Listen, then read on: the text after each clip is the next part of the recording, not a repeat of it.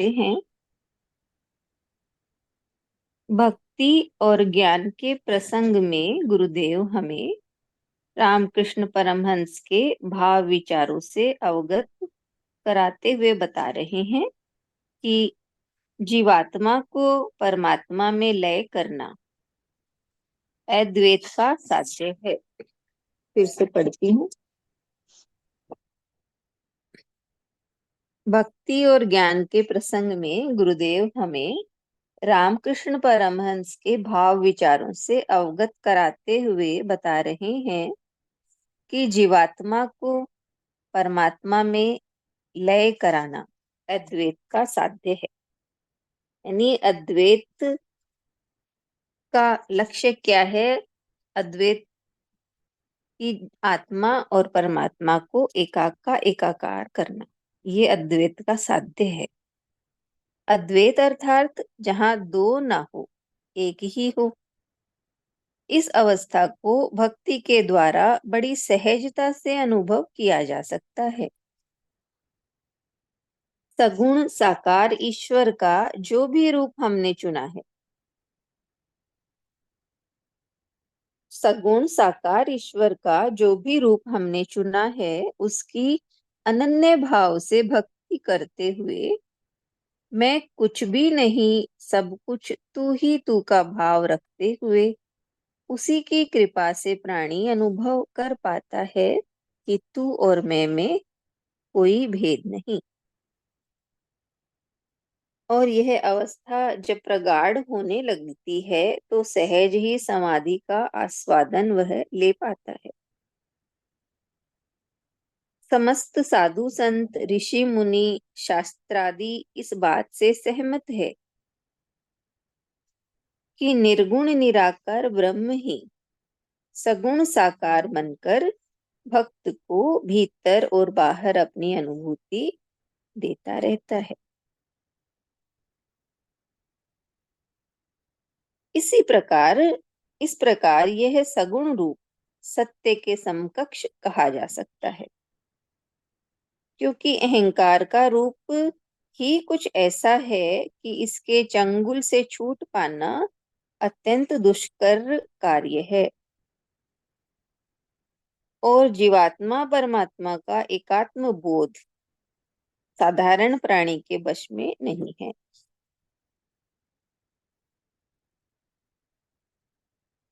इसलिए जिनको भी आत्मज्ञान हो गया है, वे हमेशा सगुण ईश्वर का महत्व समझाते रहते हैं, जीवन में उसकी आवश्यकता से अवगत कराते रहते हैं। इस प्रकार सगुण रूप सत्य का ही प्रतिरूप कहलाता है, जो शरीर मन और अथवा इस जगत के पसारे से कहीं ज्यादा सत्य है। जगत के इस पसारे में जो कुछ भी दिखाई दे रहा है, जो कुछ भी अनुभव में आ रहा है, वह सब कुछ मेरे इष्ट का ही प्रतिबिंब है, उसकी ही इच्छा से घटित हो रहा है। यह भावना तब तक दृढ़ नहीं होती जब तक प्राणी निर्विकल्प समाधि का अनुभव नहीं कर लेता। यह भावना तब तक दृढ़ नहीं होती जब तक प्राणी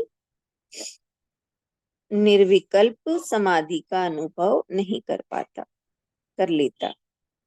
सविकल्प समाधि में सगुण साकार का जो रूप रहता है, उस नाम रूप में जब प्राणी अपने अहंकार को विलीन कर पाता है, तब वह निर्विकल्प समाधि के सोपान पर बढ़ता है। और उस अवस्था में, हाँ ठीक है बाय। हाँ, फिर से पढ़ती हूँ। सविकल्प समाधि में सगुण साकार का जो रूप रहता है,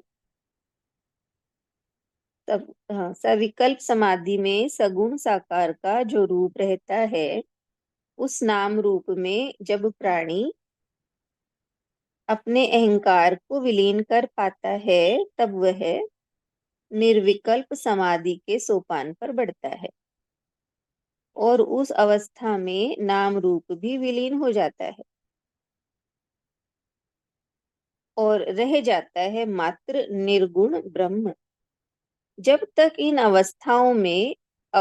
अवस्थाओं से वापस लौटकर जगत में प्रवेश नहीं करता, तब तक उस दिव्य रूप का दर्शन सृष्टि के कण कण में संभव नहीं हो पाता साधक के लिए।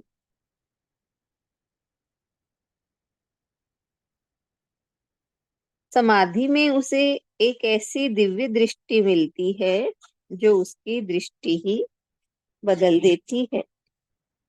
यह सच है कि समाधि की अवस्था में अपना अस्तित्व बोध, अपनी अहम वृत्ति पूरी तरह से विलीन हो जाती है। साधक पुनः इस जगत में लौट पाएगा भी या नहीं, उसे कुछ पता नहीं रहता। ऐसे में एक अदृश्य शक्ति उसे खींचकर फिर से जागृत जगत में ले आती है। वह अदृश्य शक्ति उस वक्त भी उसके साथ ही समाधि की अवस्था में भी थी। उस शक्ति ने उसकी अहम वृत्तियों को अपने में समेटा और जब उस अदृश्य शक्ति की इच्छा हुई, उन्हें उसे जगत में लौटा दिया। चूंकि किंतु चूंकि अहम वृत्ति का पूरा नियंत्रण अब उस अदृश्य शक्ति के हाथ में सौंप दिया गया, इसलिए अब अहंकार का रूप भी अति सूक्ष्म हो गया। साथ ही एक सौगात भी मिली महाशक्ति से। साथ ही एक सौगात भी मिली महाशक्ति से, वह यह कि उसकी दृष्टि बदल गई। उसे एक दिव्य दृष्टि मिल गई, उसे भाव की दृष्टि मिल गई। कहना न होगा कि वह महाशक्ति कोई और नहीं, हमारा इष्ट ही है, जो सर्वसमर्थ होते हुए भी अपनी लीला दिखाने के लिए अपने भक्तों के लिए अनेक अनेक रूपों में अनेक अनेक नाम धरकर इस धरा पर आता है। हमने महाशक्ति के जिस किसी भी एक रूप को चुन लिया और उसकी अनन्य भक्ति करते हुए हम उन सब अवस्थाओं का अनुभव प्राप्त कर सकते हैं जिसका वर्णन गुरुदेव ने हमें बताया। यह तो हम पर निर्भर करता है कि हम अपने इष्ट से क्या अपेक्षा रखते हैं। इतना ही पढ़ती हूँ। तो गुरुदेव हमें बताते हैं अद्वैत का साध्य क्या है, यानी अद्वैत का मेन जो काम है वो क्या है, यानी आत्मा और परमात्मा को एक करना, मिलाना, जीवात्मा को परमात्मा में लय करना। अद्वैत का मतलब ही है कि जहाँ एक ही है, दो नहीं, तो वो एक ही करना, वो अद्वैत है, अद्वैत का काम है। यानी जीवात्मा को परमात्मा में मिलाना, ये अद्वैत है। और इसके लिए कहा कि भक्ति के द्वारा भी हम इस अवस्था को सहजता से अनुभव कर सकते हैं। भक्ति के द्वारा, तो भक्ति में हमने ईश्वर का जो भी रूप चुना है, सगुण साकार में ईश्वर का कोई भी रूप हमने चुना है, उसकी हम अनन्य भक्ति करें। अनन्य भक्ति करने से मैं का भाव लोप हो जाता है और केवल तू ही तू का भाव रहता है। तो जब ये स्थिति और प्रगाढ़ होती है, तब कहा कि सहज ही समाधि का अनुभव मनुष्य कर पाता है। और कितने ही साधु संतों ने भी ये बताया है, इससे सहमत हैं कि वो जो निर्गुण निराकार ब्रह्म है, यानी निर्गुण जिसका कोई गुण नहीं, निराकार जिसका कोई आकार कोई रूप नहीं, वो ब्रह्म ही सगुण साकार रूप लेकर मनुष्य को अपनी अनुभूति भीतर बाहर से देता रहता है। यानी वो निराकार परमात्मा ही रूप धरकर गुरु के रूप में, किसी संत के रूप में, भक्तों के रूप में हमारे सम्मुख आते हैं और वो ही हमें अपनी अनुभूति देते हैं। तो इस तरह बताया है कि सगुण रूप को सत्य के बराबर कहा जा सकता है, क्योंकि सगुण भक्ति इसलिए जरूरी है, सगुण साकार, कि हमारे सम्मुख गुरु रहते हैं। तो गुरु रहने से हमारे भीतर का अहंकार है वो मिटता चला जाता है, हमारे अहंकार की वृत्ति छूटती है। अगर वो सम्मुख ना हो हमारे, तो हमारे अहंकार का लोप होना बहुत मुश्किल है। इसलिए ये बताया है कि सगुण रूप को सत्य के बराबर समकक्ष कहा जाता है। तो ये इसीलिए कि इस सगुण भक्ति से अहंकार हमारा दूर हो सकता है। अगर मनुष्य खुद चाहे कि परमात्मा का बोध हो जाए, तो ये मनुष्य के वश में नहीं है, वो तो गुरु की कृपा से ही संभव है। इसलिए यही बताया है कि सगुण रूप जो है परमात्मा का, उसे सत्य के समकक्ष ही कहा जाता है। और समझा दूं मैं माँ लेसन को, थोड़ा सा हार्ड है इसलिए।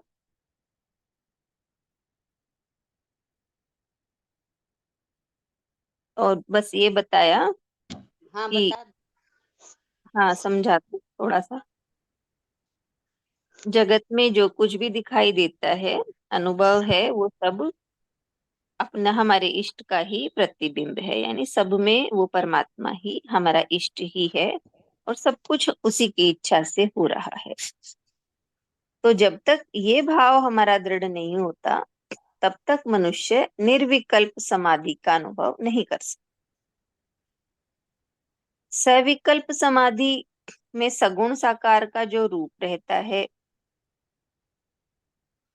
उस नाम रूप से जब प्राणी अपने अहंकार को विलीन करता है, यानी सविकल्प समाधि में तो जो सगुण साकार यानी हमारे इष्ट का रूप रहता है, इष्ट रहते हैं, तब प्राणी अपना अहंकार विलीन कर पाता है।